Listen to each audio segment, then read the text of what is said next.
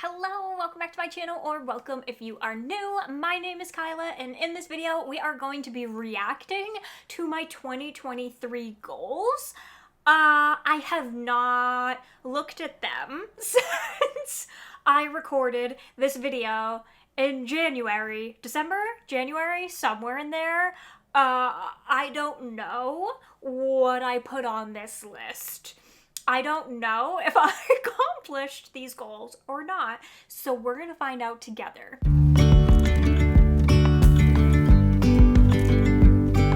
The only goal that I know of is that because it's on my Goodreads thing, is to read 120 books, but I don't know if I actually said that in this video, or if I just was like, oh, I'm gonna read 120 books this year and set that as my Goodreads challenge.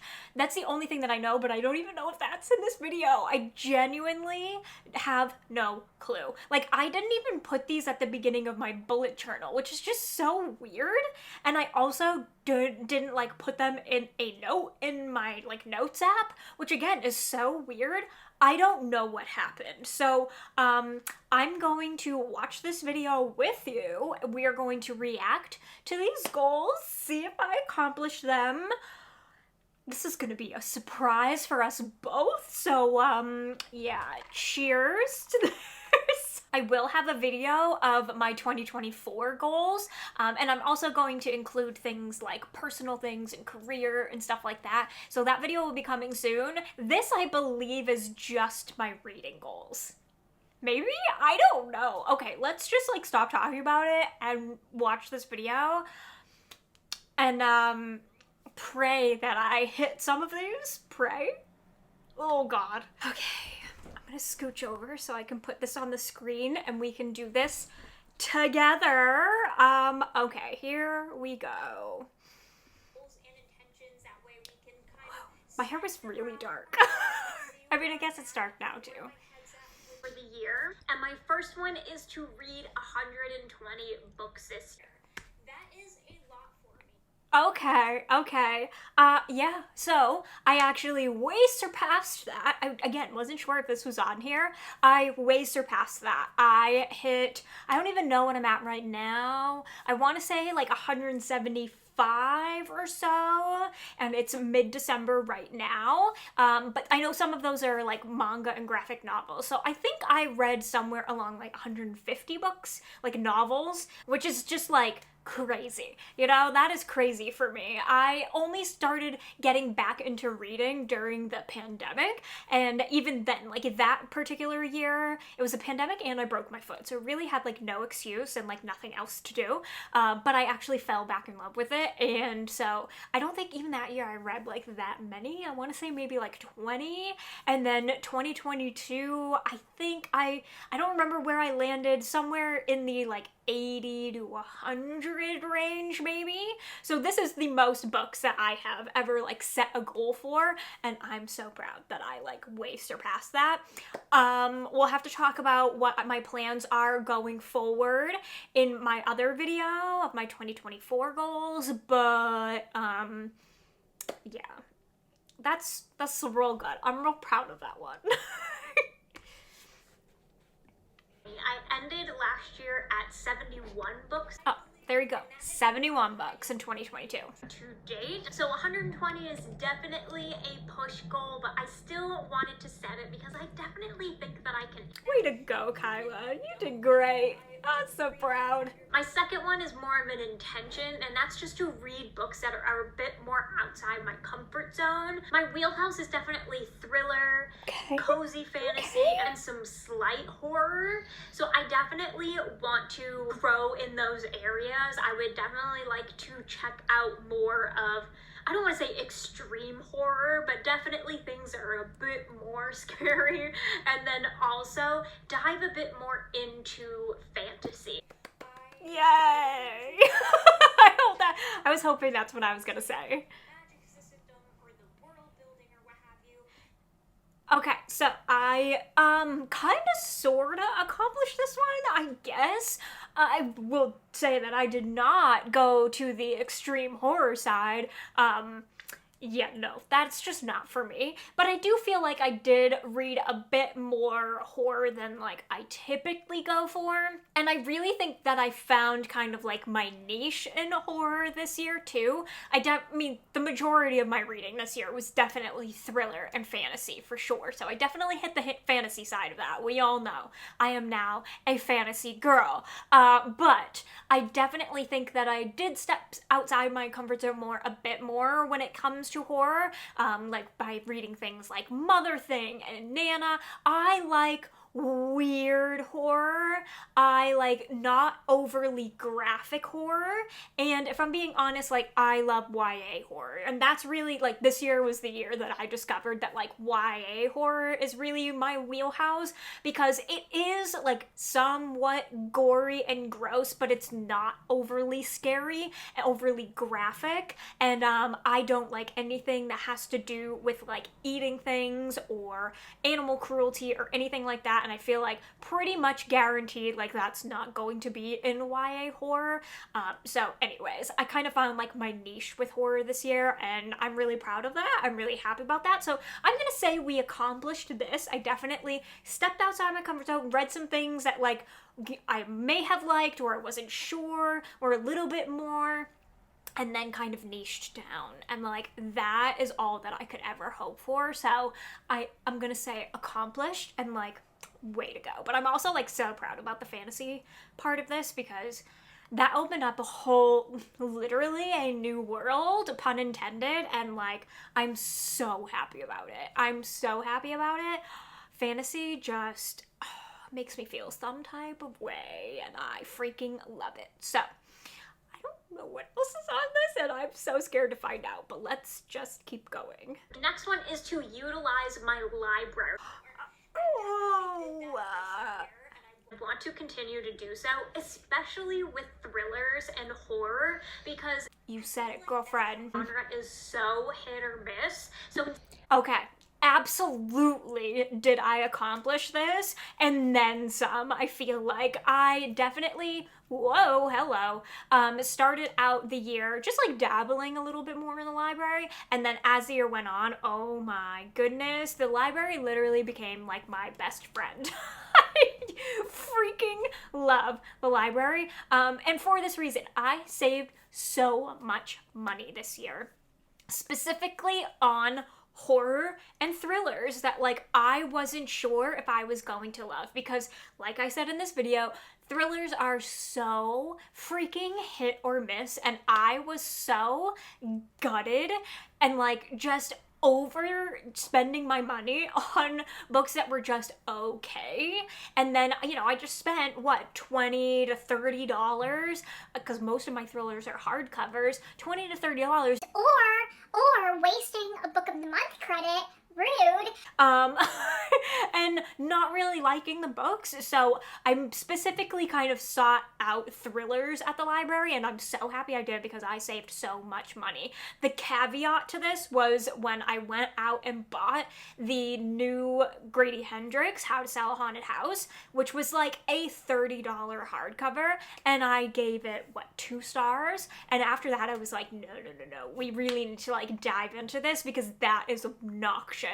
I will not spend $30 on a hardcover to not give it a high rating. So my rule of thumb throughout the year was read it from the library first. If I love it, keep a list and I can purchase it later, whether that's used, if I find it at a used bookstore, on Pango, or like when it's on sale at a bookstore like Barnes & Noble or whatever. So, and I also really tried to like not buy books off Amazon this year. That was like another like subtle in the back of my head goal. And I really think I did a lot better with that too. So yay, we're like 3 for 3 right now. What in the world is happening? I'm so terrified. This next one I feel like is everyone's goal every year, but that is to read off of my physical TBR.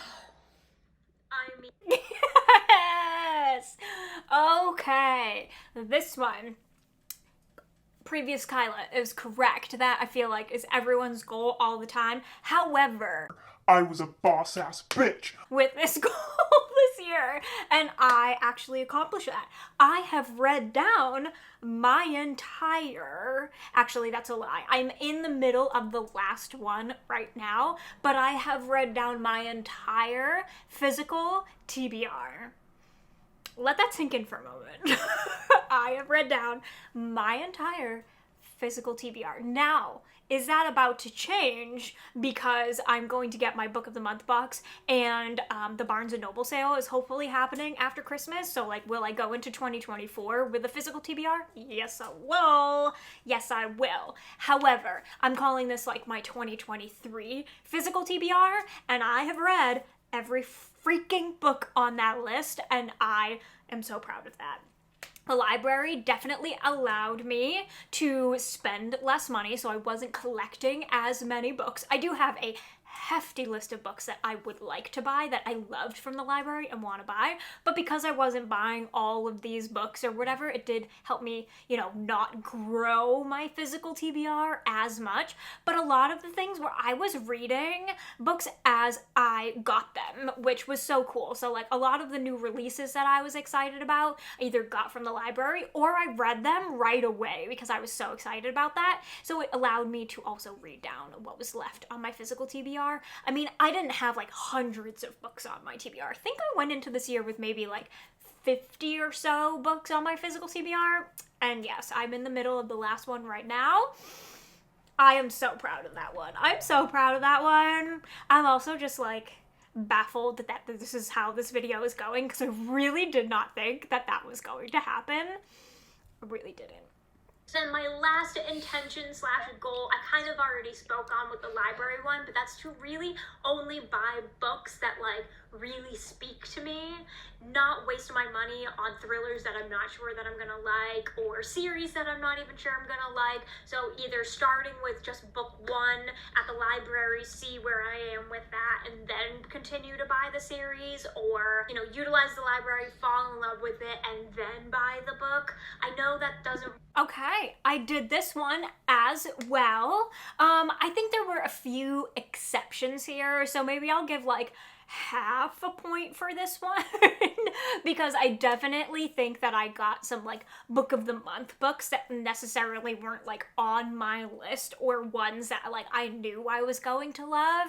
But for the most part, all of the other books that I actually purchased this year, I really like knew in my heart that I was either going to love, that they were going to be like 3 stars and above, which like 3 stars is like, you know, whatever, it's okay. But like, you know, I had an inkling that it was going to be something that I really enjoyed, or were from authors that I had read from before previously and knew that I was absolutely going to like love it or just want to own it in my collection. Like for example, the Brothers Hawthorne, like I love the whole Inheritance Games. I own all of the Inheritance Games books, so I knew that I wanted to own that one.